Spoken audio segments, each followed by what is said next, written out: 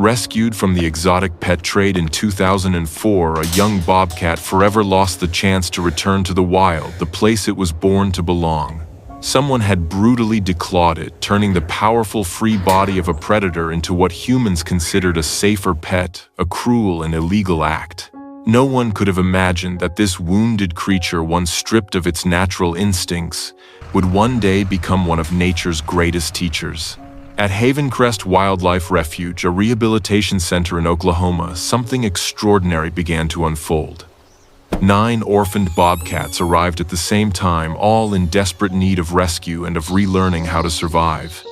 And it was that unlikely father, the one whose freedom had once been taken by humans, who stepped forward and did something that left scientists astonished, something that defied everything previously known about the behavior of male bobcats. What happened next was not only unprecedented, it seemed almost impossible. Before we begin, don't forget to hit the like button, subscribe, and ring the notification bell so you won't miss any of our unexpected stories.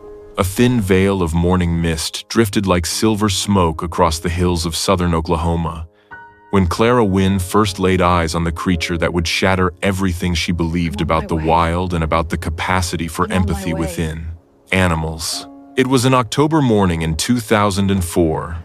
The Wildlife Rescue Center she co-managed had just received an urgent call, one that would haunt her for years to come. "You need to come see this," the voice on the phone said, hoarse, restrained. The caller was Jack Hanlon, a veteran ranger from Love County, a man who had witnessed countless cases of animal trafficking and abuse over 3 decades on the job. And yet that morning, even in his weathered, storm-beaten voice, there was a heaviness unlike anything Clara had ever heard, as if what he was about to show her should never have existed in this world. Following the address Jack provided, Clara drove across fields of dry, copper-colored grass and long power lines, casting stretched shadows across the ground.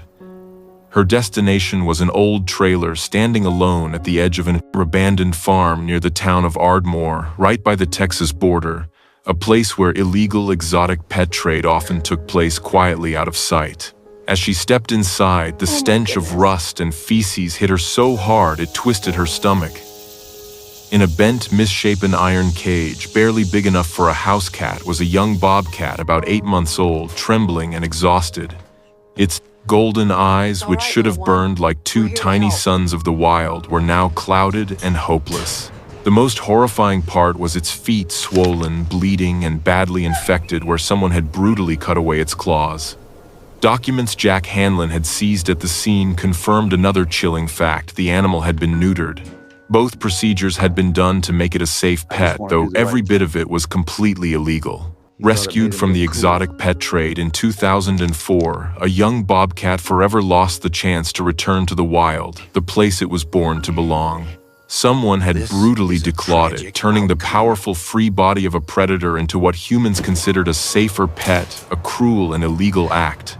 No one could have imagined that this wounded creature, once stripped of its natural instincts, would one day become one of nature's greatest teachers.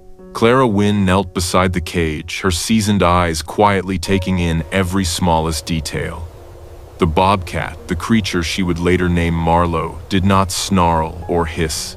It simply looked at her with tired golden eyes, so weary and numb with sorrow it seemed to have completely given up on the world.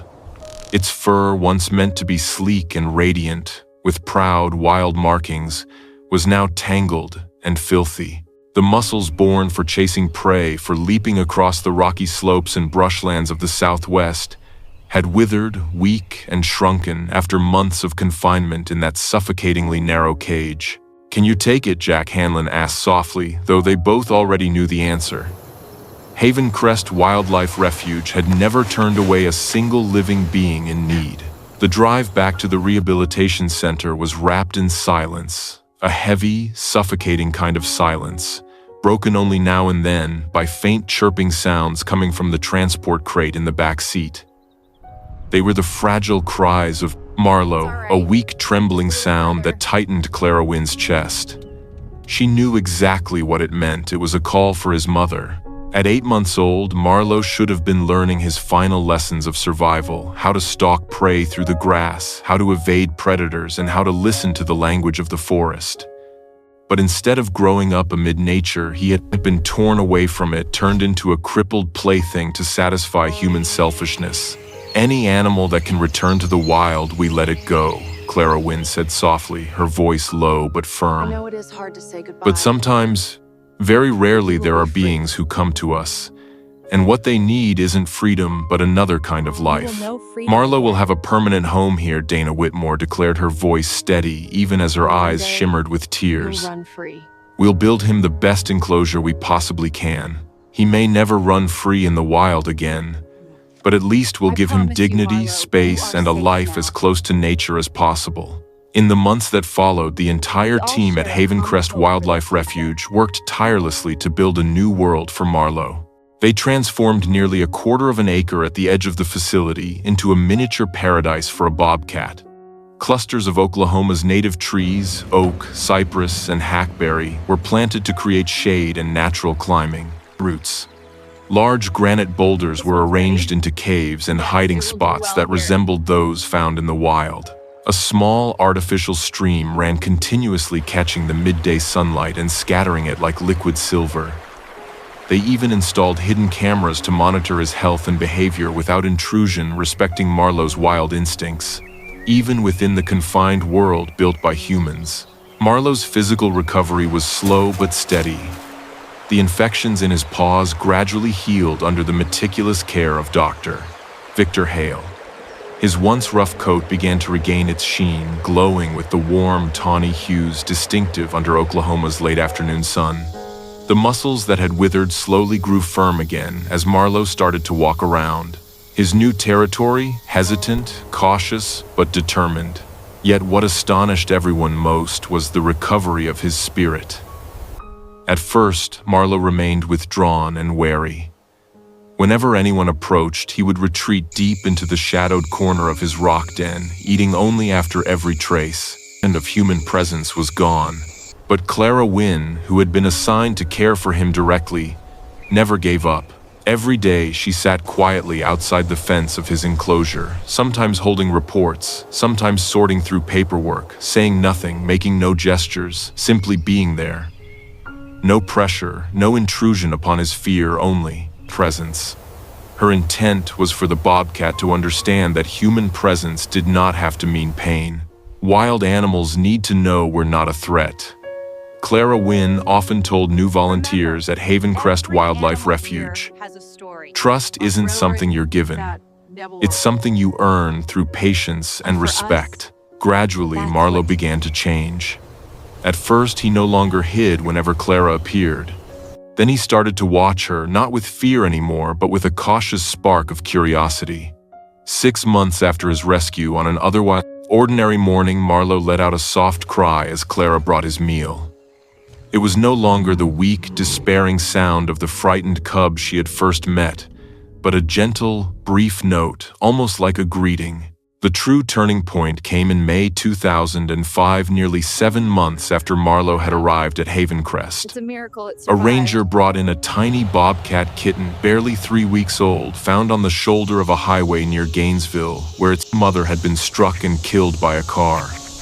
The cub was so small it could fit entirely in Clara's hand, and it needed round-the-clock care. By standard protocol, an orphaned bobcat kitten should always be raised separately from any adult individuals. In the wild, male bobcats are solitary and can sometimes become aggressive toward young that are not their own. But at that time, Havencrest Wildlife Refuge was severely short on space, and the only available area for a temporary enclosure happened to be right next to Marlowe's habitat. "It's only temporary," Dana Whitmore reassured the team. "We'll keep them separated by a fence and move the cub as soon as the new isolation pen is ready."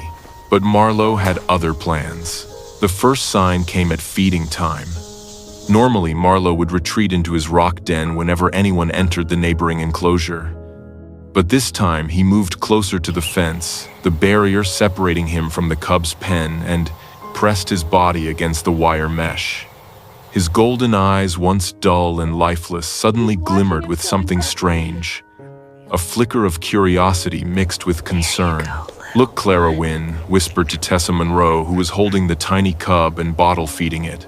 "He's paying attention to the little one." In the days that followed, Marlowe's behavior grew increasingly astonishing. He spent hours lying beside the fence, quietly watching the baby bobcat in the enclosure next door. Each time the cub let out a weak cry, Marlowe responded, with low, gentle sounds, like the soft purr of a house cat, but deeper, more resonant, carrying a rhythm so peculiar it made anyone nearby stop and listen. The tiny bobcat, whose eyes were not yet fully open, began to turn its head toward the sound of Marlowe's voice, as if it somehow knew that on the other side of the fence, someone was listening. "I've never seen anything like this," Dr. Victor Hale admitted at the next morning's team meeting. "Adult male bobcats typically don't have any paternal instinct, but Marlowe seems to be trying to comfort the cub." Tessa Monroe, who had more than 20 years of experience working with all kinds of animals, from orphaned raccoons to injured eagles, offered a hypothesis. Perhaps because Marlowe was separated from his mother too early and had to endure what humans did to him, his natural instincts were redirected. He can't become a normal bobcat anymore. Maybe that's why now he's becoming something else, something truly special. The decision to allow Marlowe and the bobcat cub to have direct contact was anything but easy. The team spent hours in the conference room meticulously discussing every possible scenario, weighing every risk, every benefit, every probability, no matter how small. They prepared everything: emergency capture gear, medical equipment, and a team of staff stationed at key positions ready to intervene if anything went wrong. At the same time, everyone understood that they were standing at a rare moment in conservation history, one that could change everything previously known about bobcat behavior. The first day of introduction unfolded under a silence heavy as lead. No one spoke a word. The wind whispering through the dry oak leaves and the distant calls of quail only deepened the tension. Clara Wynne and 3 other caretakers stood spread around the enclosure, each at an assigned vantage point, hands poised over protective equipment. Dr. Victor Hale waited just outside the fence beside a makeshift medical table, his eyes fixed on the gate. Dana Whitmore cradled the tiny bobcat, the fragile creature they had temporarily named Riven, in a soft blanket, her hands trembling slightly despite her efforts to stay calm. Even though they knew the cub would one day be released back into the wild, the name Riven carried meaning for all of them, a symbol of the fracture between humankind and nature, and of the fragile chance at healing they were about to witness. They opened the gate between the 2 enclosures. Marlowe stepped out slowly, cautiously, each movement uneven from the old injuries that still marked his paws. Yet, in his blazing golden eyes, there was a steady calm, as if he knew exactly what he was about to do. He moved toward the bobcat cub, lowering his head, releasing a series of low, soft sounds, tones rarely heard from such a solitary predator. The cub, small and trembling, answered with its own thin, fragile cries. Then, in a moment that brought tears to Clara Wynne's eyes, Marlowe bent down and began to groom the cub.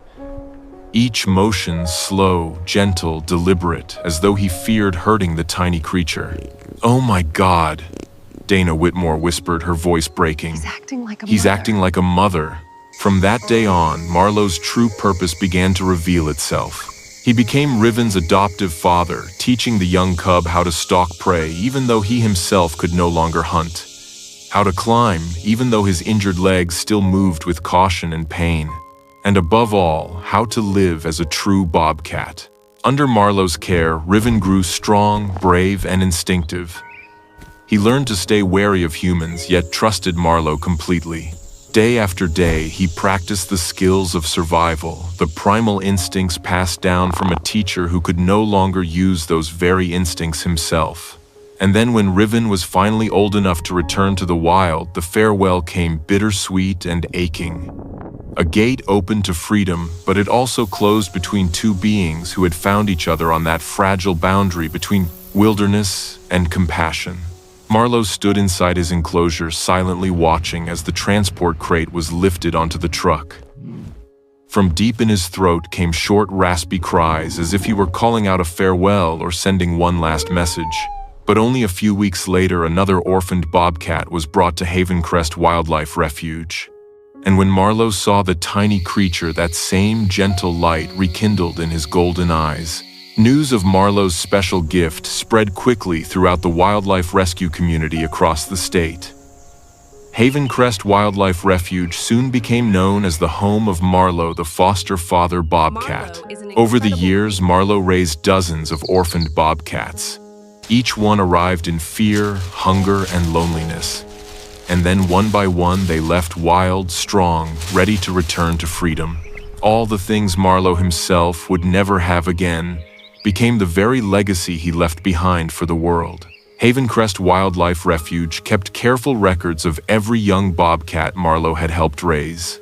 There was Sky, found in 2007, exhausted, dehydrated, and almost without a chance to live. Yet under Marlowe's quiet care, she slowly recovered and later became one of the healthiest females the refuge had ever released back into the wild. Then came 2009, and with it Cedar, a bobcat that had been kept illegally by well-meaning but uninformed people. They believed they were helping, but in truth, they had stripped him of the essential fear of humans, the very instinct that ensures survival in the wild. Marlowe taught Cedar that lesson not through words but through example. He rekindled in the young bobcat the wild instincts that had faded, showing him what it truly meant to live as a bobcat, free, solitary, yet proud. By 2012, a particularly difficult case arrived. 3 orphaned bobcat siblings were brought to the refuge, their mother killed in a highway collision. They were old enough to carry panic and trauma, yet still too young to survive on their own. The staff at Havencrest Wildlife Refuge worried 3 at once might be too much for Marlowe, especially now that he had grown old, his steps slower, his muscles no longer what they once were. But once again, Marlowe astonished everyone. He cared for all 3 cubs with patient, gentle discipline, playing when they needed to move, firm when they became too rough, and always, always grooming them with the tenderness of a devoted father. Clara Wynne, who had been there since the very beginning, often spent her lunch break sitting quietly outside Marlowe's enclosure, watching him with his new foster children. On some autumn afternoons, sunlight streamed through the wire fencing, spilling across Marlowe's dark golden coat and the soft spotted fur of the 3 tiny cubs gathered around him. A scene so peaceful it made one forget the string of tragedies and rebirths behind it.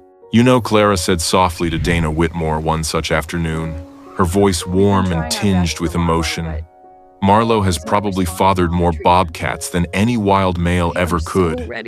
In their world, males never raise young. But Marlowe, he's given back to nature something humans once took away from him." The years passed and Marlowe aged with quiet grace. His movements grew slower, more deliberate. The once powerful legs now bore the marks of time. He spent many long mornings simply lying in the gentle patches of sunlight that filtered through the oak canopy, silently listening to the birds and the wind drifting past the fence. Yet every time a new orphaned bobcat arrived, a spark would light again in those golden eyes. Even at 15 years old, an almost ancient age for a bobcat, Marlowe would still let out a low, rumbling purr and stretch a paw through the fence, gently touching the trembling kittens on the other side. That gesture, simple yet sacred, felt like the greeting of an old teacher welcoming a new generation. And then, in 2018, came the most extraordinary case of all. 9 orphaned bobcat kittens from 3 different litters were found within a single week after a harsh storm season had swept through southern Oklahoma. Havencrest Wildlife Refuge quickly fell into overload. Trained staff for hand-raising bobcat cubs were scarce, and caring for 9 at once, while still preserving their wild instincts, seemed almost impossible. What about Marlowe? Tessa Monroe suggested, though even she wasn't entirely sure. He was old, his strength no longer what it once was, yet his eyes still carried that calm presence everyone trusted. After much deliberation, they decided to try to introduce the cubs to Marlowe 2 at a time so their aging foster father wouldn't be overwhelmed. But Marlowe, despite his arthritis and the cloudiness that time had left in his eyes, once again proved his spirit. He guided the lively group of cubs with patient low rumbles and gentle taps of his paw like a ritual of teaching. Day after day, Marlowe groomed each one, a slow, steady ritual that went on for hours, never rushed, never without tenderness. He taught them how to play without harm, how to be alert without fear, and above all, how to respect boundaries, their own and one another's. The sight of Marlowe caring for 9 orphaned bobcat kittens soon became a remarkable phenomenon within the local conservation community. Rangers, veterinarians, and wildlife rehabilitation experts from across the state traveled to Haven Crest Wildlife Refuge to witness firsthand what no one had ever thought possible. They saw an old bobcat, his legs scarred by injury, his eyes clouded with age, teaching the young ones how to stalk, how to leap, how to master the instincts of survival.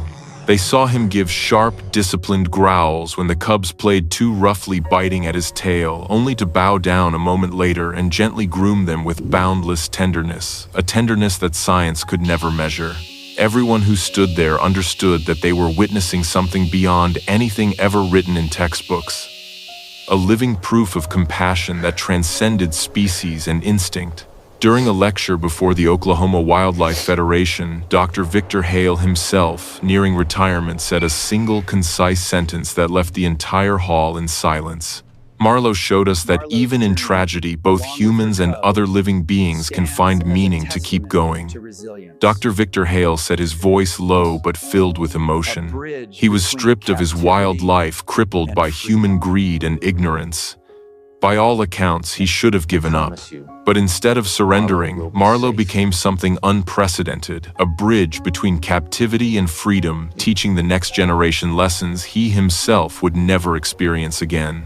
Under Marlowe's care, the bobcat cubs grew strong, confident, and full of instinct.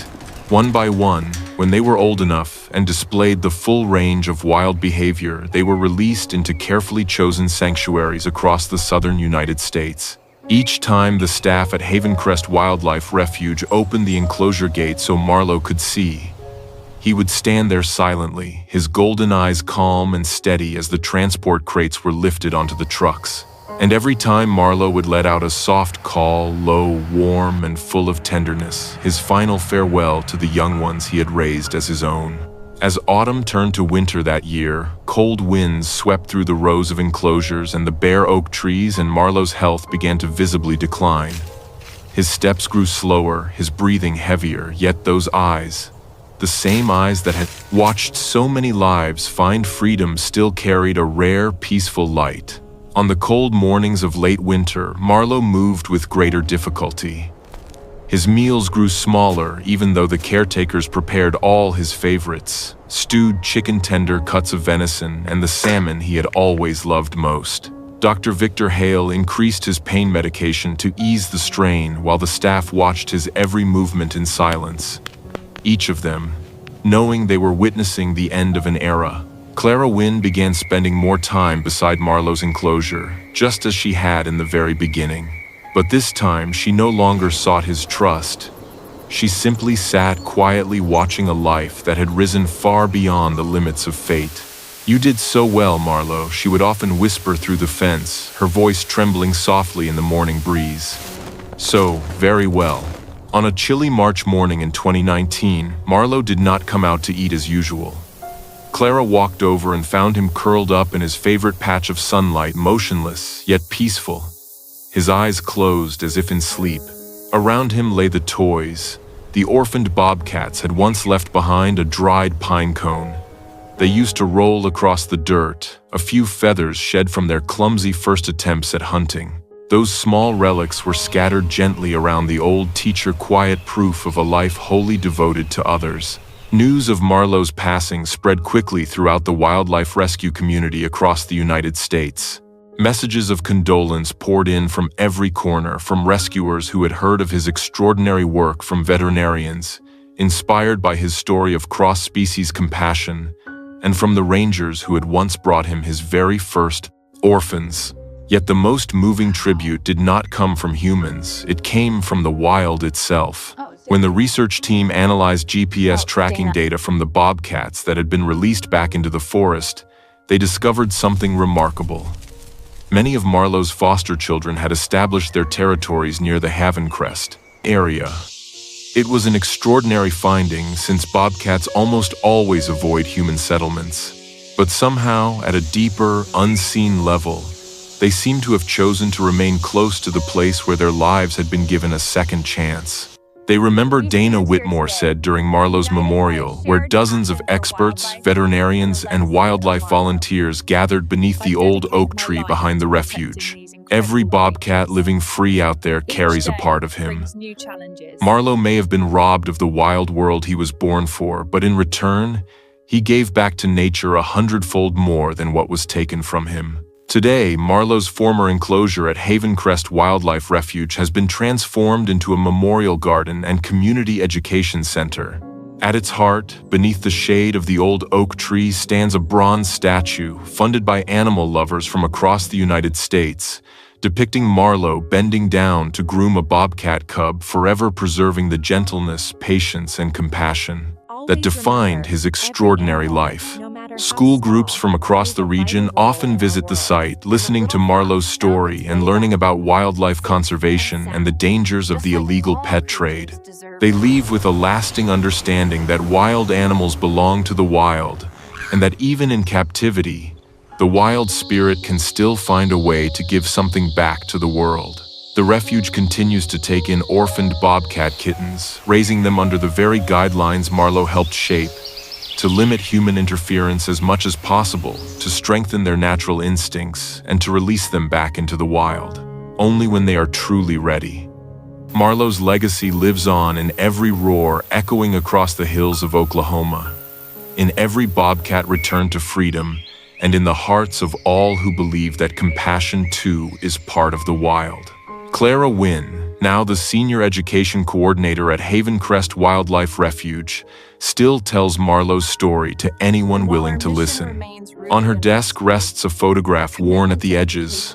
Marlowe sitting among 9 playful bobcat kittens, his face calm and full of paternal warmth amid the beautiful chaos of the wild.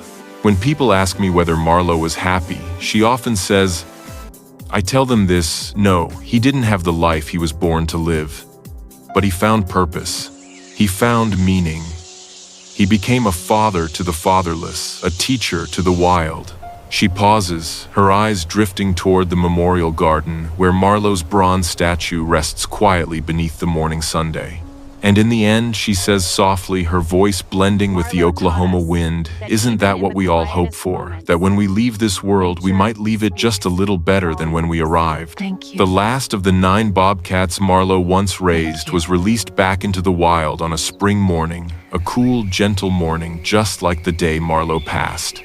When the crate door opened, the young bobcat bolted into the forest, disappearing among the oaks and the threads of sunlight filtering through the leaves.